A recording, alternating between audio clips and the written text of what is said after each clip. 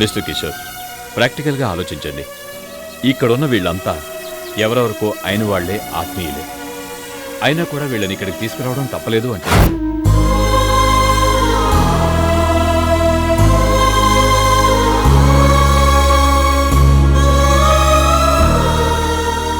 తిను, నీకే చెప్పేది. చూడు, నీకిష్టమైనవన్నీ వండాను.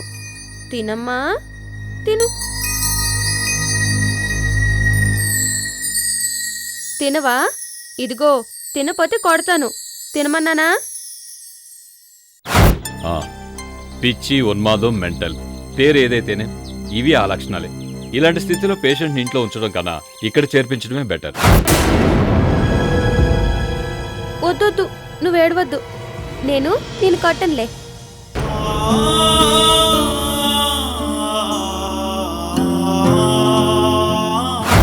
ఆమెకు ట్రీట్మెంట్ ఇస్తున్న డాక్టర్గా చెప్తున్నాను.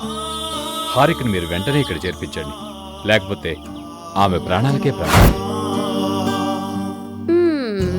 జో జో జో జో జో ఊరుకో.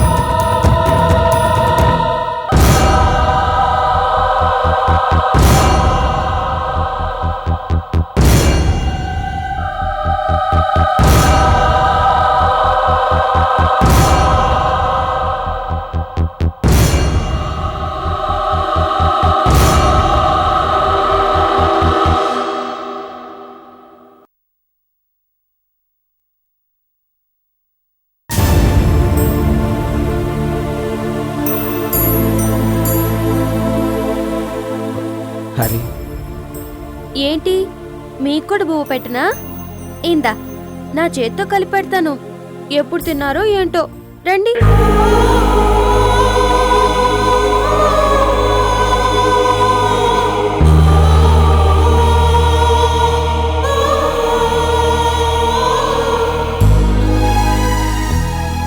తినండి. మీకిష్టమని ఆలు ఫ్రై చేశాను. తినండి. చూసావా డాడీ ఎంత బాగా తింటున్నారో? ఇంత నెయ్యేసి కలిపితే తినడం నీకేంటి బాధ? నీకేమన్నా మెంట్లా? తినండి. ఆలు ఫ్రై అంటే మీకు ఇష్టం కదా.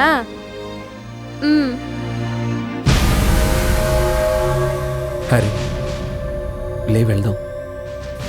ఎక్కడికి? వీళ్ళెవరు? వాళ్ళు నిన్ను హాస్పిటల్కి తీసుకెళ్ళడానికి వచ్చారు. అమ్మో, హాస్పిటల్కే నేను రాను. అక్కడ ఇంత పెద్ద సూత్తో ఇక్కడ గుచ్చుతారు. నేను రాను.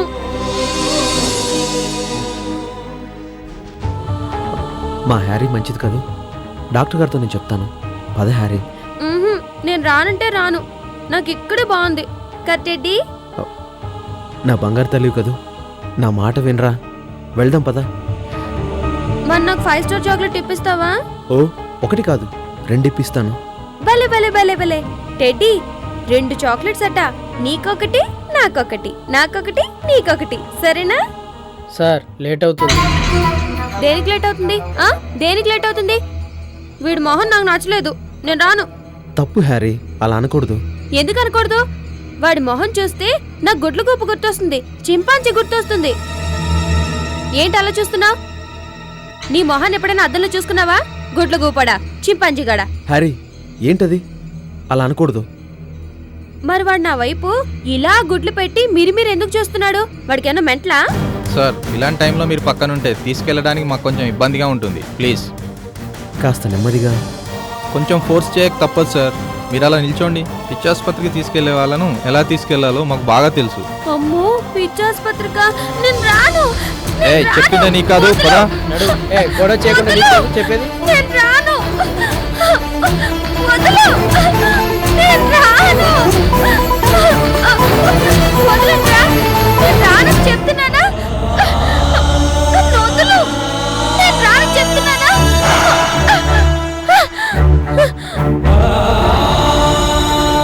ఏంటి? ఏంటి? నేను రాను. నన్ను వదులు. నేను రాను. నన్ను వదిలిపెట్టండి. నాకు పిచ్చి లేదు. నేను పిచ్చి హాస్పిటల్కి వెళ్ళను. నాకు తెలుసు కదా హ్యారీ, నీకేం లేదు, ఉత్తినే అలా ఇంజెక్షన్ ఇచ్చి ఇలా పంపించేస్తారు. ఏం పంపించరు, నాకు తెలుసు. నేను రాను. ఈ గొడ్ల గుప్పగాడు నన్ను కొడతాడు. నాకు భయం. నువ్వేం భయపడకు హ్యారీ, నేను ఉన్నాను కదా. బాబు కొంచెం జాగ్రత్తగా తీసుకెళ్ళండి. సార్, ఇలాంటి స్థితిలో బుజ్జగించిన కొద్దీ మంకు పట్టుబడతారు. మాకు తెలుసు కదా, మీరు లోపలికి వెళ్ళండి. నేను వెళ్ళను. నేను వెళ్ళను. నేను వెళ్ళను. ఈ చింపాంజీ గాడు నన్ను చంపేస్తాడు. ఏయ్, దగ్గరకు వచ్చేవంటేనా? ఏమంటే నాన్న, నేను వెళ్ళను. వదలండిరా. నీకే చెప్పేది, నాకు పిచ్చి లేదు. నాన్న, నన్ను వదలండి.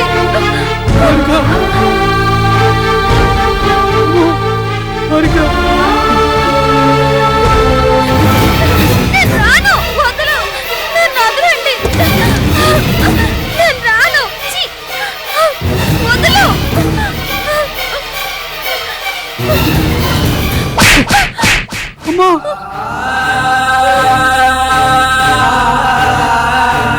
ఎక్కువ చెప్పేది నీకే, ముందు పడేకు.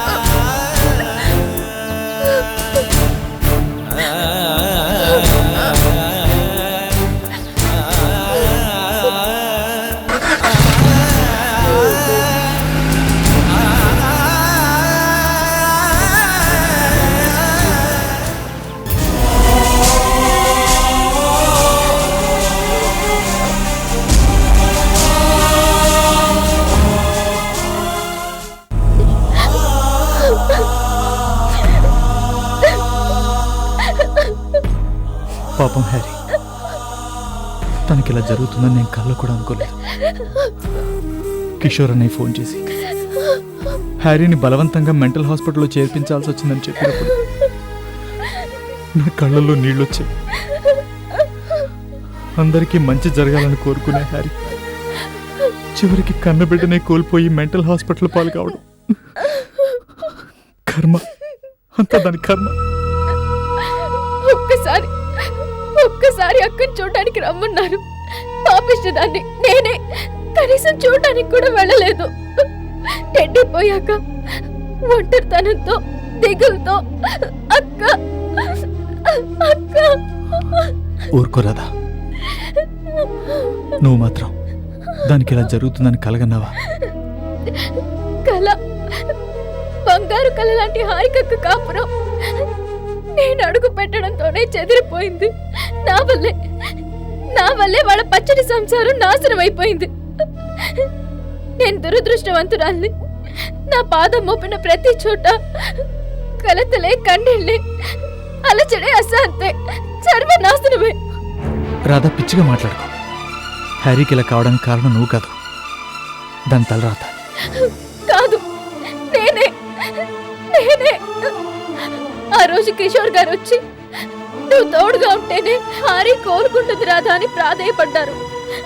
దుర్మార్గురాల్ని కాదన్నాను, రానన్నాను.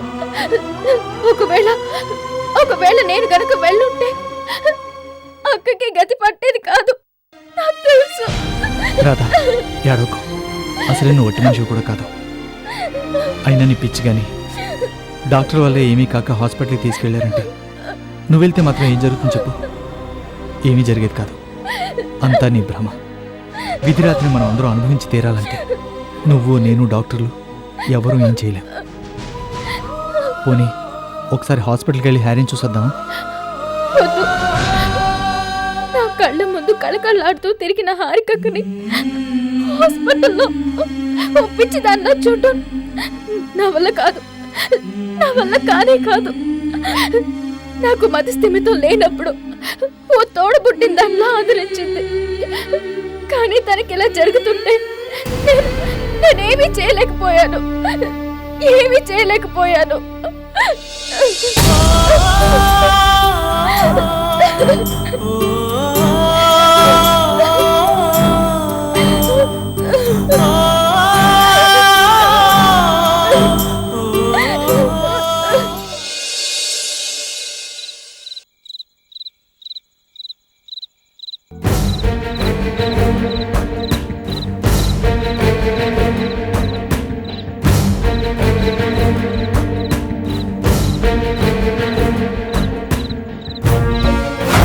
రోజు రోజుకి తను నాకు మానసికంగా ఎంత దూరం అయిపోతుందనిపిస్తుంది.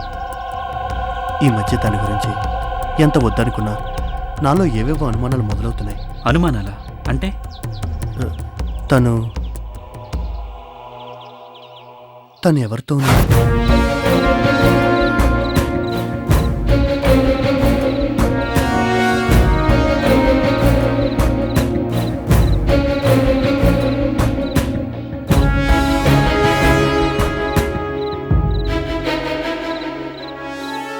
మిమ్మల్ని స్మోక్ చేయొద్దని ఎన్నిసార్లు చెప్పాను? సారీ సంధ్య, ఏదో ఆలోచిస్తూ. స్మోక్ చేస్తూ ఆలోచించాల్సిన అంత సీరియస్ విషయమా? ఎస్, అంతకన్నా చాలా సీరియస్ విషయం. మళ్ళీ ఏమైంది? ఏదైనా బిజినెస్ ప్రాబ్లమా? కాదు. మరేంటి? మోహన్ గురించి ఆలోచిస్తున్నాను సంధ్య.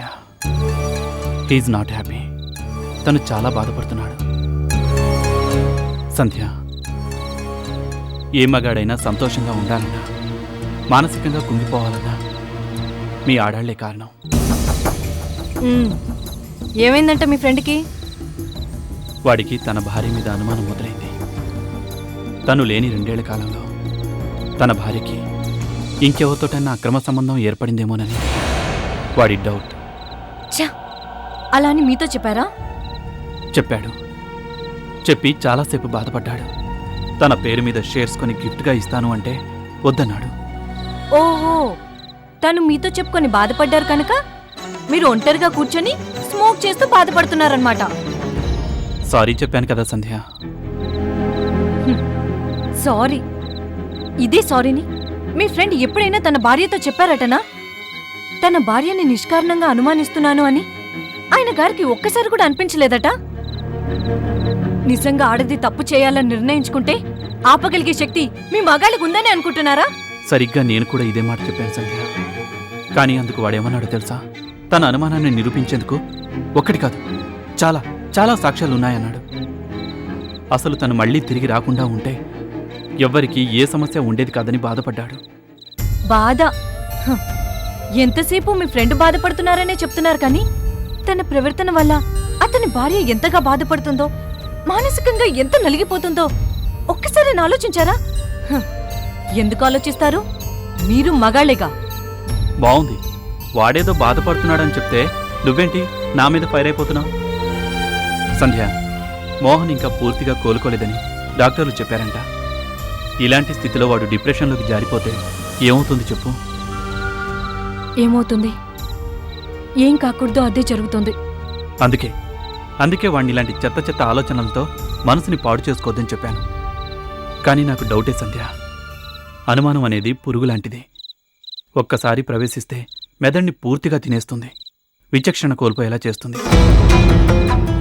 అవును, మీ ఫ్రెండ్ ఇప్పుడు సరిగ్గా అదే స్థితిలో ఉన్నారు. అదేంటి, నాకు బదులు నువ్వే వాడితో డైరెక్ట్గా మాట్లాడినట్టు చెప్తున్నావు? ఇందులో ఆశ్చర్యపడ్డానికి ఏముంది? కొంత మీరు చెప్పారు, మిగిలింది నేను అర్థం చేసుకున్నాను. అనుమానించడం మీ మగవాళ్ళ హక్కు, అవమానాన్ని భరించడం మా ఆడవాళ్ళ దౌర్భాగ్యం.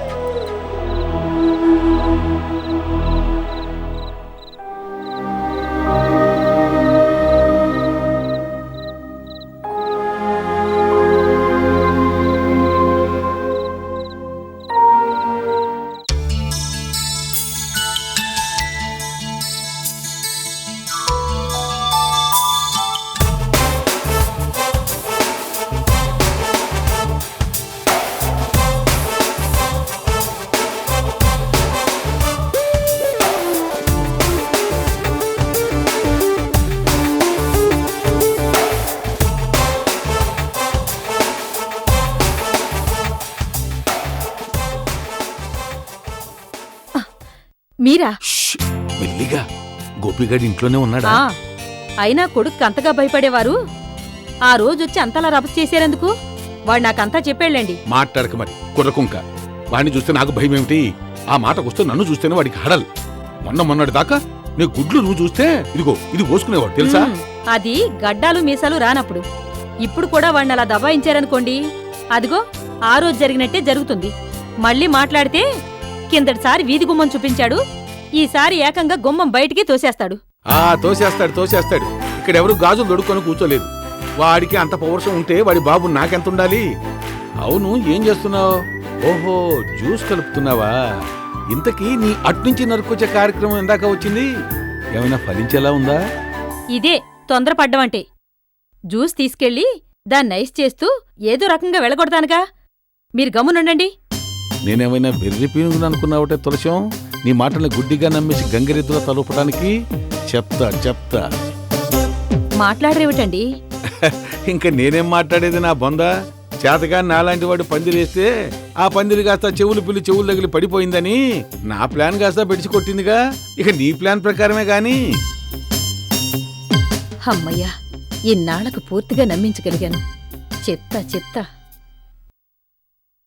మాట్లాడవేంటే? మనం మాట్లాడుతూ కూర్చుంటే వాళ్ళకు అనుమానం రావచ్చు.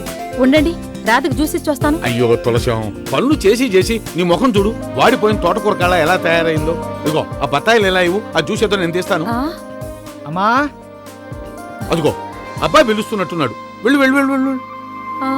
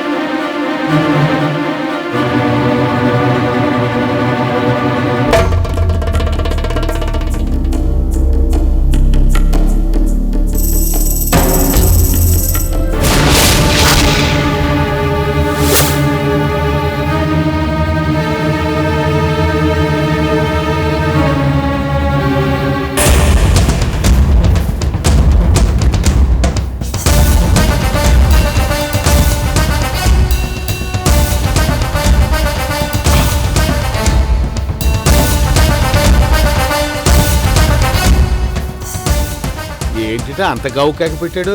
వాడికి కాఫీ కావాలట. ఆ కాఫీ నేను పెడతాను గాని ముందు జ్యూస్ తీసుకెళ్ళి రాధకివ్వు. వెళ్ళు.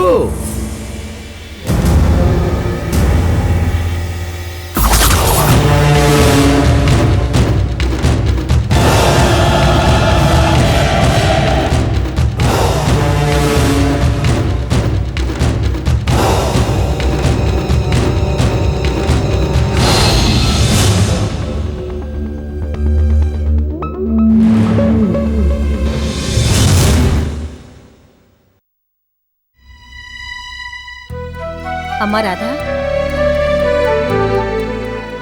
ఎలా ఉందమ్మా?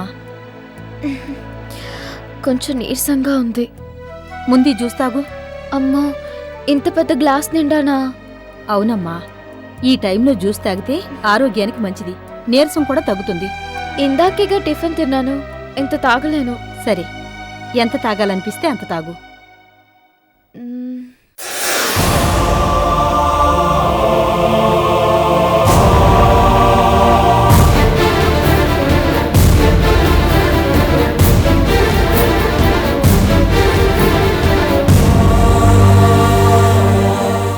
ఎరా వేడివేడిగా ఓ టీ ఇప్పుడే వేశాను, నువ్వు కూడా వేస్తావేంటి?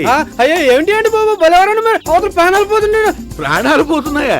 ఎవరి ప్రాణాలు ఎందుకు పోతున్నట్లు? డాక్టర్, ఆ జ్యూస్లో కలిపింది మోస్ట్ పవర్ఫుల్ పాయిజన్ అవడం వల్ల ఆవిడ పరిస్థితి క్రిటికల్గానే ఉంది.